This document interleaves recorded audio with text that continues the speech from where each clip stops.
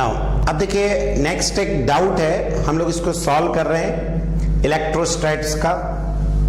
Two identical charged sphere, दो एक जैसे स्फीयर हैं suspended from a common point by two massless string of length L।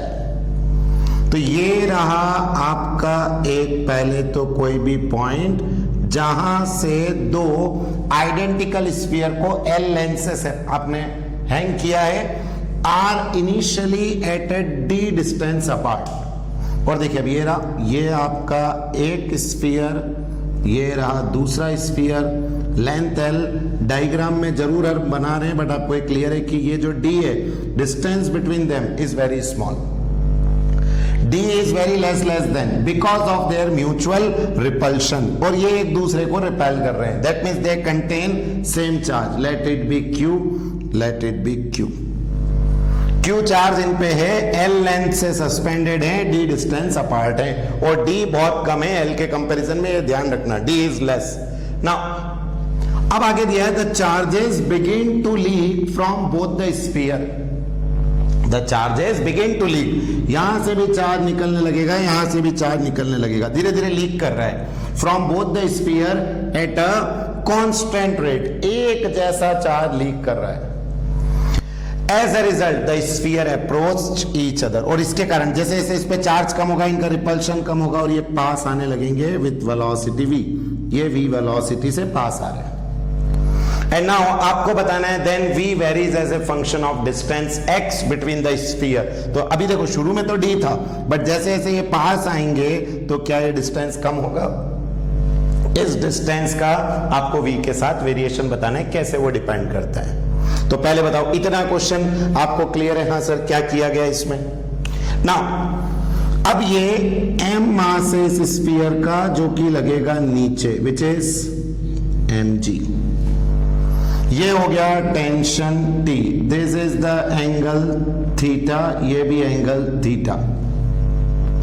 इस T के दो कंपोनेंट हम करेंगे, ये यहां और एक यहां, दैट इज ये एंगल थीटा, तो बताओ ये भी थीटा हो जाएगा, this is T cos theta. Pith ball का कंसेप्ट आपको आता है, और ये T sin थीटा, ये इसको यहां रिपेल करेगा, दैट इज द फोर्स इलेक्ट्रोस्टैट्स। पहले इनिशियली ये कंडीशन होगी शुरुआत में, जब ये स्फीयर यहां था, तब हम कहेंगे कि T sin थीटा किसके बराबर है? Force electrostatic divide by T cos theta किसके बराबर है? mg।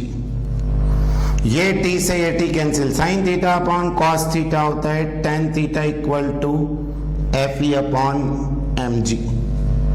और क्योंकि ये क्लियर पहले, ये क्योंकि ये एंगल मैंने अभी आपसे कहा D is very very small as compare to L, तो अगर ये D बहुत कम है तो tan theta can be written as theta is equals to Fe upon mg। इसीलिए ये क्वेश्चन में गिवन था कि D is very less than L, otherwise आप tan थीटा की जगह थीटा नहीं कर पाते।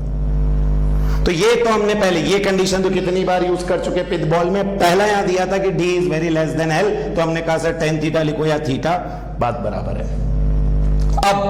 अब देखिए यहां ये रहा आपका एंगल थीटा, ये theta, and let this distance be x, क्योंकि अब ये चेंज होगा। अब मैं अगर आपसे कहूं formula angle is equals to, तो आप कहेंगे आर्क अपॉन रेडियस, ठीक। आर्क यहां पर कौन है? x, रेडियस का काम कौन करेगा? लेंथ, और एंगल 2 थीटा। एंगल यहां पर है, ये 2 थीटा हो जाएगा ना टोटल मिला के, आर्क अपॉन रेडियस, रेडियस कौन है? L, ये x, तो x by L is equals to 2 theta. तो what is theta? x by 2L, ये थीटा हमारे पास आ जाएगा x बाय 2L। अब थीटा आपके पास आ चुका है, और अभी आपने कहा sir theta is equals to एक और क्या है? Fe upon mg। थीटा की जगह रखे ही है कितना? x upon 2L is equals to force electrostatics कितना होगा? K Q upon R square, and mg की जगह ये आपका mg एज इट इज। बताइए क्या 2 कांस्टेंट है, लेंथ कांस्टेंट है, K कांस्टेंट है, M कांस्टेंट है, G कांस्टेंट है? तो आपका क्या बचता है, एक्स क्यूब, स्क्वायर इसमें होगा x cube directly proportional to x square. ये रिलेशन पहले बनता है। क्या मैं इसको ऐसा भी लिख सकता हूं क्या, x 3/2 directly proportional to q. कुछ भी नहीं किया, दोनों का मैंने अभी आपने रूट कर दिया इसमें, और कुछ नहीं। तो इसका रूट करेंगे तो क्यू, इसका करेंगे तो रूट 3/2 हो गया, पावर 3/2। तो यहां तक का भी आपको बनता है ना। अब ये जो मैंने बॉक्स में किया है, x cube is directly proportional to q square, इसको हम डिफरेंशिएट करेंगे with respect to time. Differentiate with respect to time, और डिफरेंशिएट करने पर बताओ ये क्या हो जाएगा, 3 पावर आगे 3x 3 - 1, और किसके रेस्पेक्ट में कर रहे हो आप, टाइम, इसीलिए dx/dt। अभी आपका ये पावर आगे, एक पावर कम, अगर ये x के रेस्पेक्ट में होता d बाय, अगर ये ऐसा होता d/dx ऑफ x क्यूब, तब तो सीधा क्या हो जाता 3x स्क्वायर। बट ये विद रेस्पेक्ट टू टाइम है, इसलिए हमें वापस लिखना पड़ेगा। एंड सिमिलरली बताओ यहां पर 2 आ गए, 2q 2 - 1 dq/dt। यहां से बना 3x स्क्वायर, dx/dt को वेलोसिटी लिख सकते हैं क्या, जिस स्पीड से ये पास आ रहे हैं, dx/dt। यहां बन गया 2q एंड dq/dt, ये जो टर्म है dq/dt, क्या ये एक कांस्टेंट टर्म है? Why it is constant dq/dt? क्योंकि क्वेश्चन में गिवन है कांस्टेंट रेट से चार्ज लीक हो रहा है, मतलब ये dq/dt is the same, constantly change हो रहा है। एंड नाउ क्योंकि ये कांस्टेंट है आपका, अब यहां के हिसाब से, इस हिसाब से मैं 3 कांस्टेंट 2 कांस्टेंट, तो क्या we can write x square velocity v is equals to, या डायरेक्टली प्रोपोर्शनल टू q। यहां पर फिर से लिख दो dq/dt, बट आपको मालूम है dq/dt is constant, 2 constant 3 constant, तो x square v is directly proportional to q।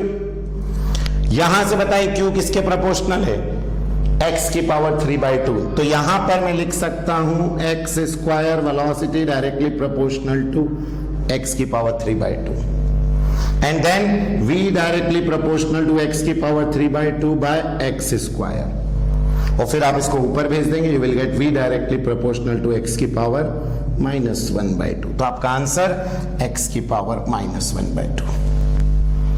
तो बहुत इजी क्वेश्चन में क्या किया फिर से देख लो। पहले तो ये पिथ बॉल डायग्राम बनाना आता है आपको, इक्विलिब्रियम से ये कंडीशन बनती है, फिर एंगल, क्योंकि यहां दिया था d is smaller than l, ये लिख सकते हैं। फिर हमने थीटा निकाला यहां से, angle equal to arc by radius से, थीटा की वैल्यू यहां पर पुट करी, f की वैल्यू रखी, ये रिलेशन आ गया। फिर इसको डिफरेंशिएट कर दिया विथ रेस्पेक्ट टू टाइम, और फिर यहां से क्योंकि q किसके प्रोपोर्शनल था, x की पावर 3/2, तो ये q की जगह x की पावर 3/2, एंड देन सॉल्व। तो बहुत इजी और इंपॉर्टेंट क्वेश्चन बना लो।